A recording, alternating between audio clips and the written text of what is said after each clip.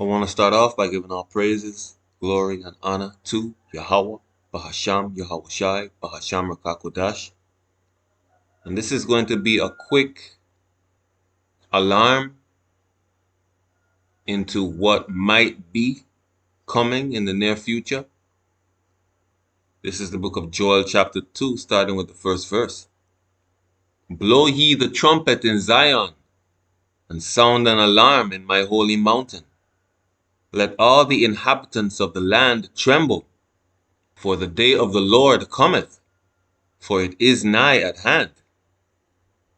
All right.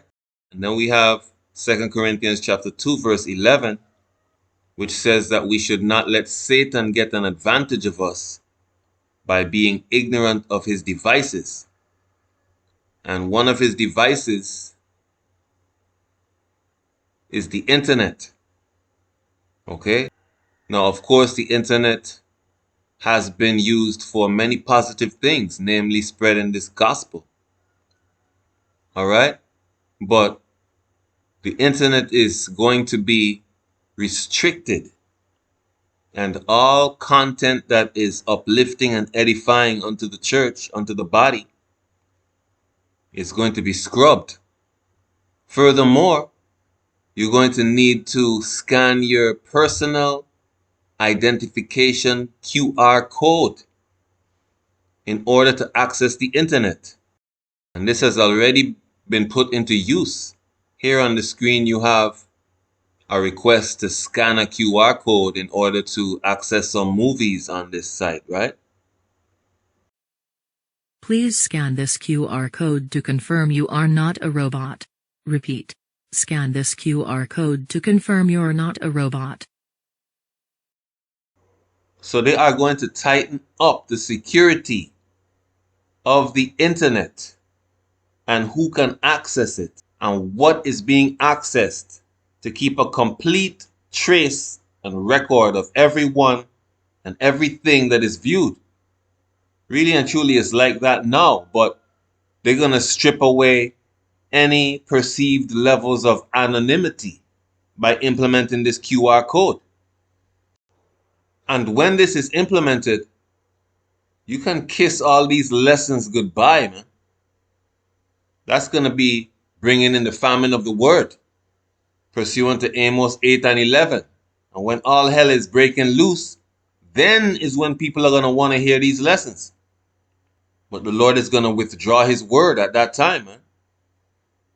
That's why Isaiah 55 and 6 says to seek the Lord while he may be found.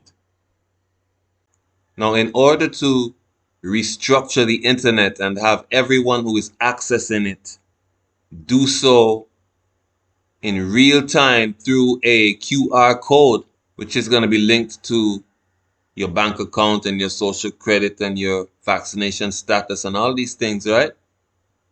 In order to bring that in, they're going to have to take the internet down.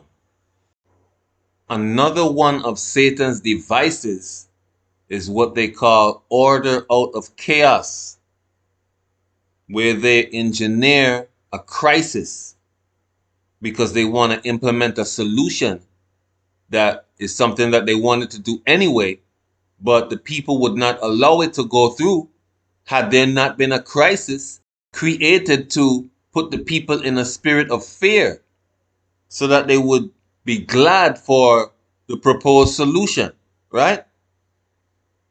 Order ab chaos. A prime example of that is 9/11, where after that chaos, they were able to push through the so-called Patriot Act and all the legal ramifications that stripped away many of Americans' rights. Another example of order out of chaos, which we're not allowed to talk about, happened in 2020 into 2021 and 2022. And we all know what happened during that time and how the spirit of fear was used to cajole people into accepting what they otherwise would not.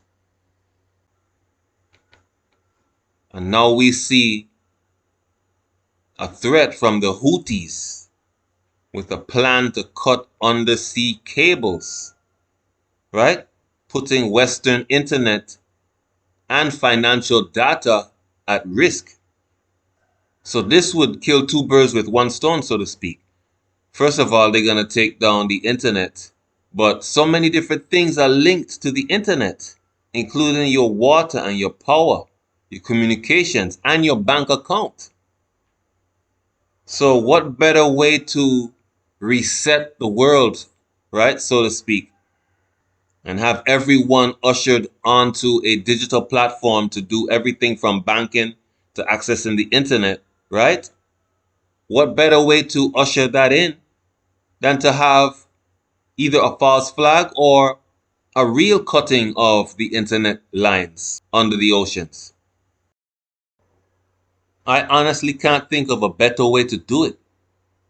You have your scapegoat, you have your solution, you have the people already thinking about, this war, right? So, I mean, there's no satellite imagery deep under the ocean. Who's going to be under there to tell you what exactly happened? You're just going to have to accept whatever it is they tell you, man. Perfect. You see that? So we just blowing the trumpet in Zion and letting the body know what might be. Because things could change in the twinkling of an eye, man. The internet going down indefinitely would be a huge disruption to the world. The economy would be negatively affected. You would have no banking, right? No access to your money. Many places in the United States would lose their ability to generate electricity. Okay? Most people cannot appreciate the role that electricity plays in civilization, man. Without electricity, everyone is going to die, depending on how long that lack of electricity persists. So, whose bright idea was it to make the electrical grid subject to the internet? I mean, that's the dumbest thing you could ever do. Unless, of course, you have a plan to sabotage the internet. And then you can sabotage everything else in the process and have the people begging on their knees to be slaves. Right? Ain't that what this is amounting to? Because people capitulate so easily at the slightest inconvenience or even a made up idea that doesn't exist, but they have been convinced through the media that it exists. We saw that happen, man. We know how easily led people are to the slaughter. We've seen it happen. How much more so in a real event like the internet going down?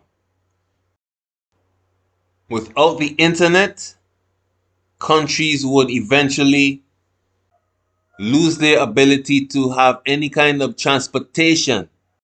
That means all flights grounded, all vehicles unable to refuel, all trains, right? All manner of transportation just halted.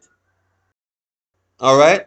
Civilization would pretty much go into the dark ages without the internet at this point because they purposely allowed the internet to be responsible for so many different things that it had no call being responsible for, just so that they could pull the rug out from under you, so to speak.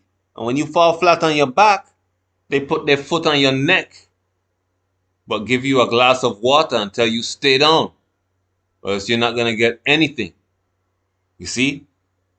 Order ab chao. You see that? So do not be ignorant of Satan's devices, man. The scripture says we should watch and be sober. Like it says in 1 Thessalonians 5 and 6, it says, therefore let us not sleep as others do, but let us watch and be sober. Because most people are sleeping. Most people have a normalcy bias. Most people just are laddie-daddying, you know, in this world, and they don't understand the times that we're living in. Romans 13:11 says that it's high time to wake up out of sleep. Right? Let's get Ephesians 5:15. Ephesians 5:15 says, "See then that ye walk circumspectly, not as fools, but as wise, redeeming the time, because the days are evil." So when you walk circumspectly, it's because you're looking at all the different things that are happening and looking at the scriptures and seeing what time it is on the prophetic clock. Redeeming the time because we don't have much more time to make our calling and election sure, like it talk about in 2 Peter 1 and 10. Not much time to work out our own salvation with fear and trembling, like it talk about in Philippians 2 and 12. So once again, we just blowing the trumpet in Zion, letting folks know what is on the horizon, right? So that we can get our house in order. And Lord willing, this will be edifying, relevant unto salvation for the hopeful elect, giving our praises, glory, and honor to Yahawah, Bahasham, Yahawashi, Bahasham Rakakudash. And with that, we say Shalom.